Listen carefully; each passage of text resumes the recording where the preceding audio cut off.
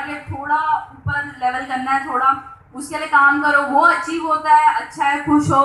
धीरे धीरे जो है वो अपना टारगेट बढ़ाते जाओ, अचानक बहुत ज़्यादा एम करने की ज़रूरत नहीं है। ये वाकई बहुत अच्छी बात है, पर जोरदार क्लैपिंग होनी चाहिए इस बात पर।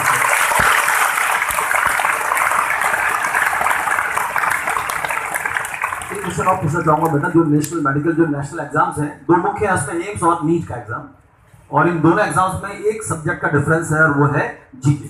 सहमत हो बच्चों? जानते सब लोग बात?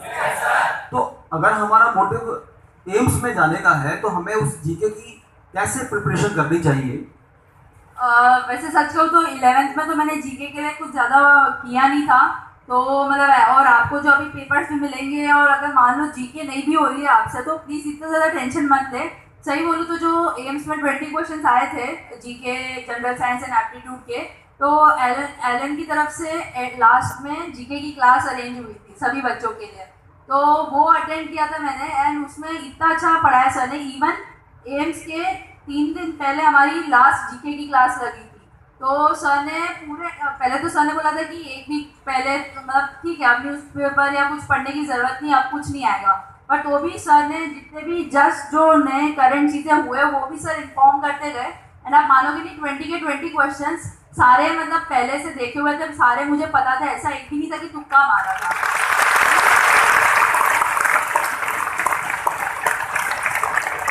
और साथ में एक बात और, क्योंकि अभी बच्चे कल्चर में हैं, एंथ्यूज में जाना है, और एंथ्यूज में जाएंगे तो उनको बोर्ड एग्जाम्स भी देने होंगे बच्चों को, तो क्या हमें बोर्ड एग्जाम देने के लिए कुछ एक्स्ट्रा एफर्ट्स ऐसे करने चाहिए अभी से कि हम वहाँ सहूलियत में रहें, आसानी से रहें वहाँ पर हम?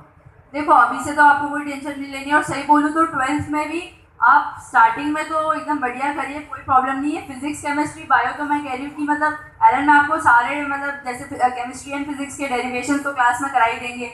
अगर मान लो कि कोई कुछ थियोरेटिकल पैराग्राफ या कुछ टाइप ऑफ इम्पोर्टेंट है तो वो भी सर बोर्ड्स के लिए करा के बता देंगे आपको।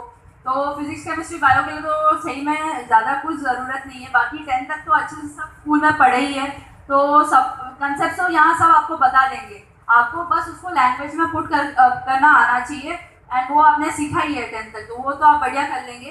एंड जहाँ तक फिजिकल एजुकेशन एंड इंग्लिश की बात है, तो यहाँ पे जनरली लोग इसमें उनको टेंशन होता है कि ये कैसे कवर अप होगा।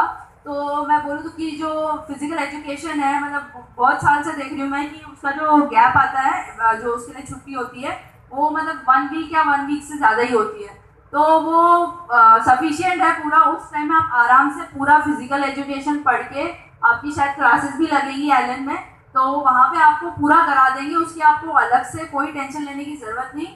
एंड इंग्लिश भी मैंने इंग्लिश के 1 वीक पहले, मतलब इंग्लिश का पेपर जब था फर्स्ट था तो 1 वीक पहले ही पढ़ना स्टार्ट किया। पर अगर आप ज़्यादा कंफर्टेबल नहीं हो उससे कि मतलब चैप्टर्स है बहुत सारे, तो आप 1 मंथ पहले से रात में थोड़ा थोड़ा टाइम जस्ट सोने से पहले कुछ अराउंड 15 to 30 मिनट जो है वो डिवोट करते करते चैप्टर्स पढ़ सकते हो। तो उसके लिए ज़्यादा टेंशन नहीं लेना है। अपना मेन एम ये भी नहीं है कि बोर्ड टॉप करना है, ठीक है, वो तो साथ साथ ज़रूरी है कि अच्छे परसेंटेज आए, बस वो तो आ ही जाएंगे। यदि हाँ आपने बोर्ड एग्जाम दिया तो यार बताना आपके फिजिक्स में मार्क्स कितने हैं? 95। और केमिस्ट्री? 97। बायो? 94। इंग्लिश? वो कम है। कितने हैं? 80 मार्क्स है। और फिजिकल एजुकेशन? वो 92। और क्या चाहिए?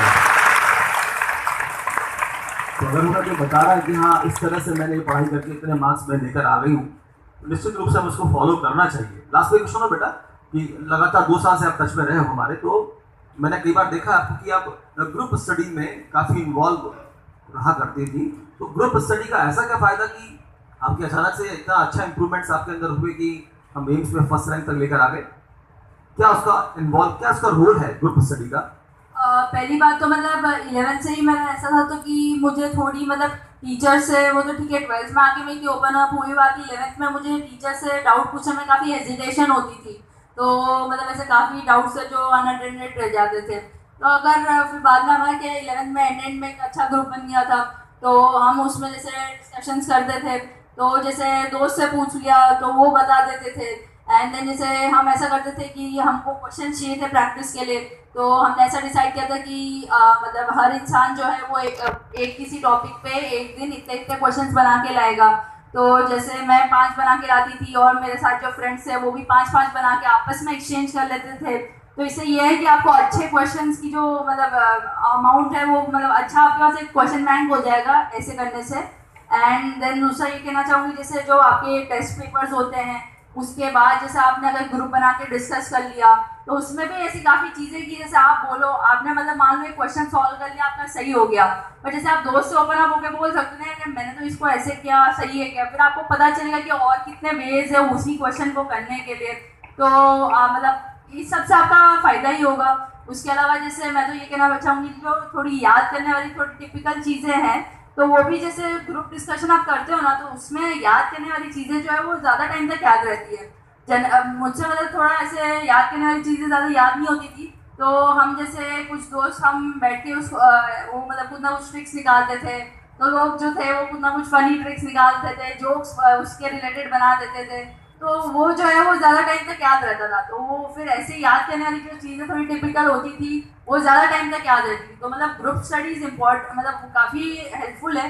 पर ये भी कहना चाहूँगी कि जो अपना ग्रुप बनाओ प्लीज़ थोड़ा सोच समझ के बनाना। ऐसे नहीं होना चाहिए कि सब फिर मिलके मस्ती मजाक कर रहे हैं, टाइम पास कर रहे हैं। थोड़ा मतलब और ना ही नेगेटिव लोगों के साथ भी ज़्यादा नहीं घूमना है।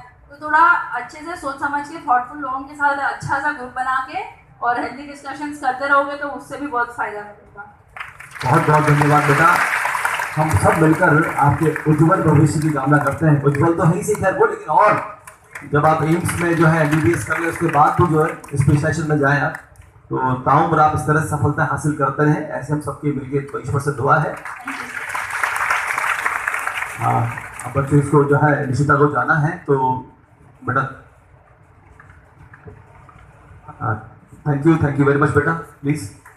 Thank you sir. निशिता बेटा को एक बार बहुत बहुत आभार व्यक्त करेंगे, अपने व्यस्तम समय से यहाँ बच्चों को टाइम निकाला। और बहुत सीरियस हो गए आप लोग? आपको लगा निशिता बेटी सीरियस थी कि नहीं? क्लास में भी वो खुद बच्ची खुश रही, आप भी 2-3